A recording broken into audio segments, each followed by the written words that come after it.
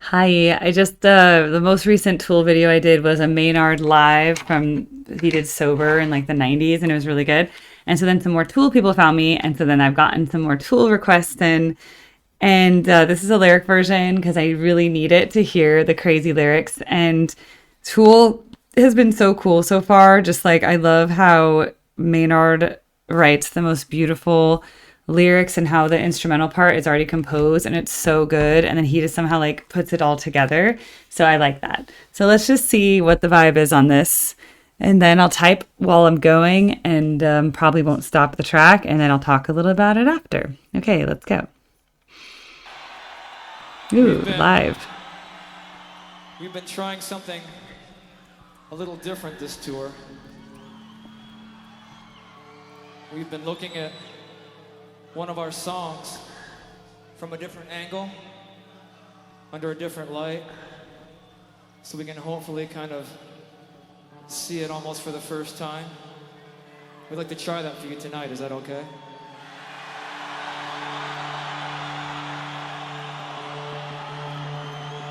We're gonna need your help, though. We need your help and your permission. So we need you to find a comfortable space that's not only comfortable, but vulnerable. I want you to shut your eyes and go there, and we'll meet you on the other side. Oh. Oh my God.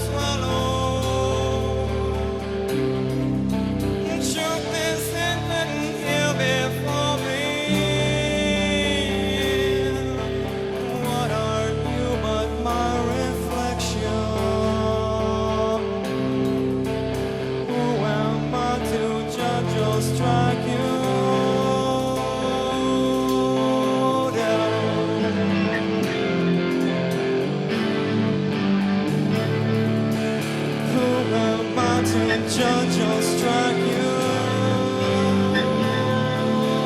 down.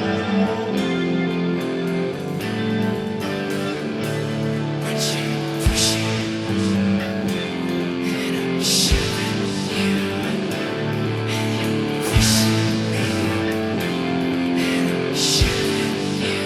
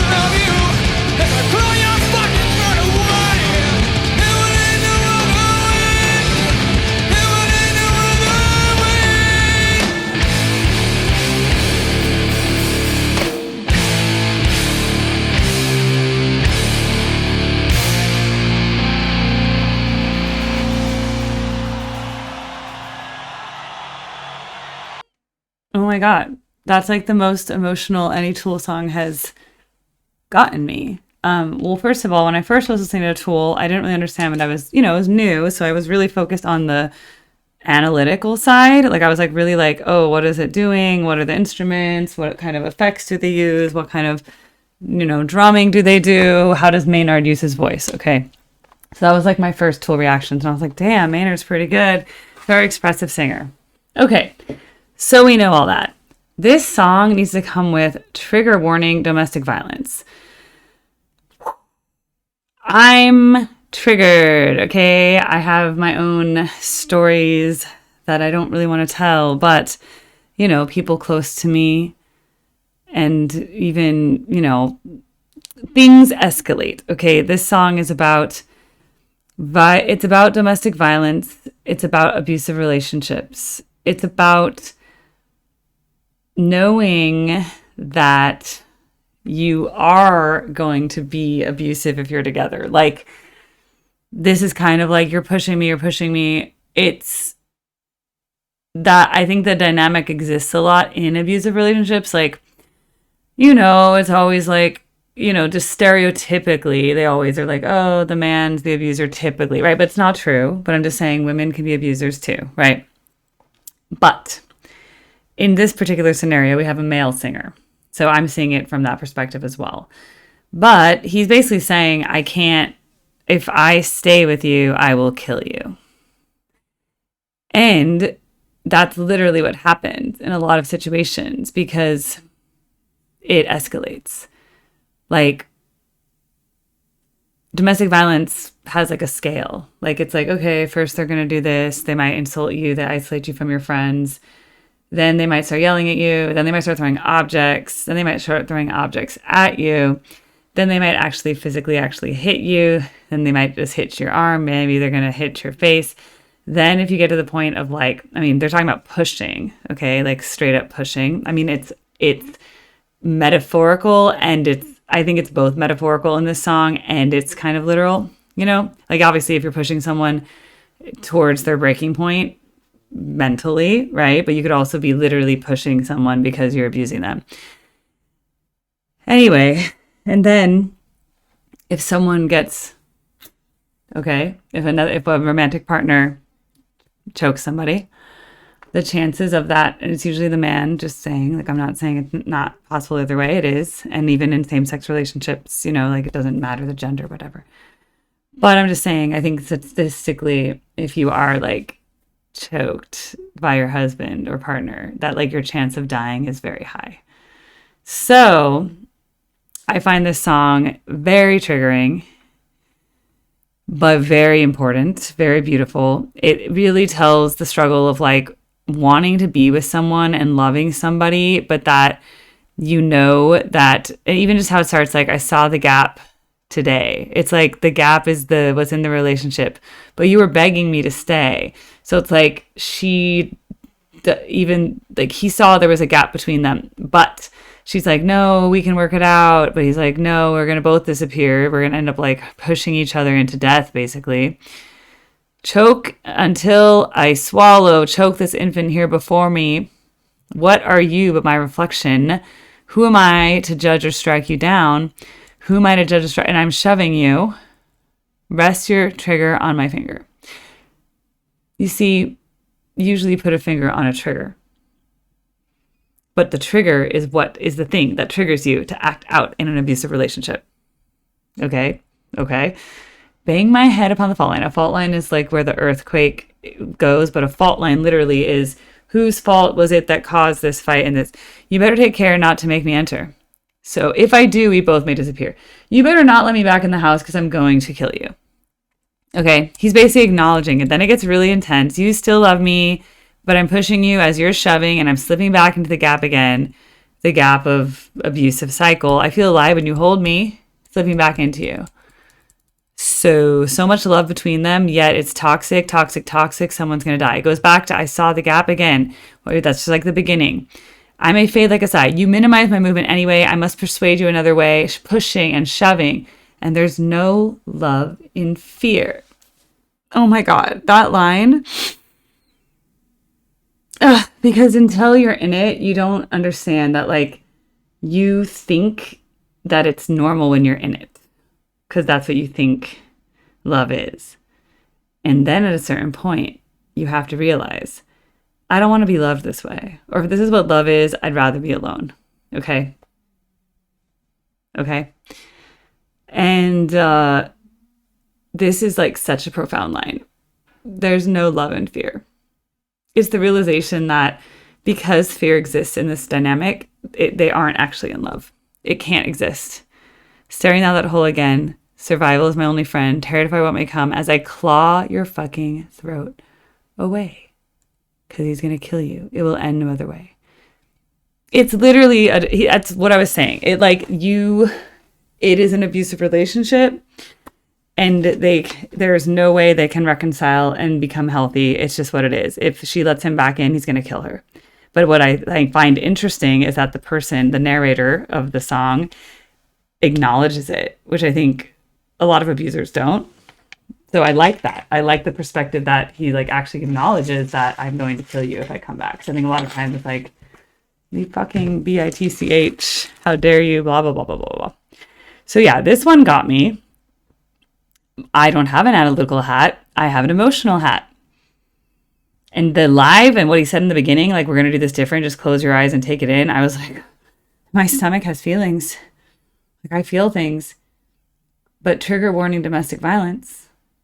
Again, I don't want to go into my story, but I also have friends. I'm not saying it's only me or what my story or, my story is my own, but there's also like books I've read and stories of other women, what they've gone through. So my experience is not as bad. I mean, it didn't get to the level of like what some women have experienced, but there were definitely stages. I previously mentioned stages that escalate. So I've been there. So this song really, really, really, really, really got me. I don't like to think about it a lot because you don't really want to remember those feelings. Because it's the same conflict of like, well, maybe I do love him and I do want him to come back. It's like, no, I don't want to die. So I think this just has to end, right? And it's that realization that he says, there's no love and fear. That's it. There's no love and fear. It's almost like a domestic violence advocacy song, even though it's told from the twisted perspective of the person shoving, pushing and shoving, pushing and shoving, which is, like I said, metaphorical pushing and physical pushing. Like, oh, you're just pushing me past the limit. I can't handle this. We're fighting too much. And that is my reaction to Push It. Slow clap. Here's the Tool. Slow clap to Tool. Very hard for me to listen to. I mean, trigger warning, domestic violence. Okay, I would have wanted to know that just so I could have been like emotionally prepared because I don't think about it anymore. It's been a lot of years, like 11 years and 13 years. It's been 13 years and I don't want to remember it. So when I do, it brings up all those emotions and it's pretty painful. So that's what this song meant to me, but it's beautiful and it's really important that it exists and it's art. It's pretty dark, but it's very common. It's a very common human experience. So, all right. Well, there you go. Who knew Tool was going to get me today? All right. All right, Tool Army. I'm here. I'm with you. And if this was your first reaction video of mine, just keep in mind that you can search for all my other Tool videos on my page if you go all the way to the right on this bar and you type in Tool, you will see all my other Tool reactions like the Pot, Descending, Schism, Vicarious. I did a Perfect Circle, Disillusion, Perfect Circle, and there's a Tool playlist, I think, with all of them. Tool reaction videos right here. So check that out. You'll see that when I first heard Tool, it was not emotional like it was today, but it was kind of the subject matter of this song, but also it was just beautiful. But the subject matter was like # trigger warning. Okay, thank you, and I love you, and bye.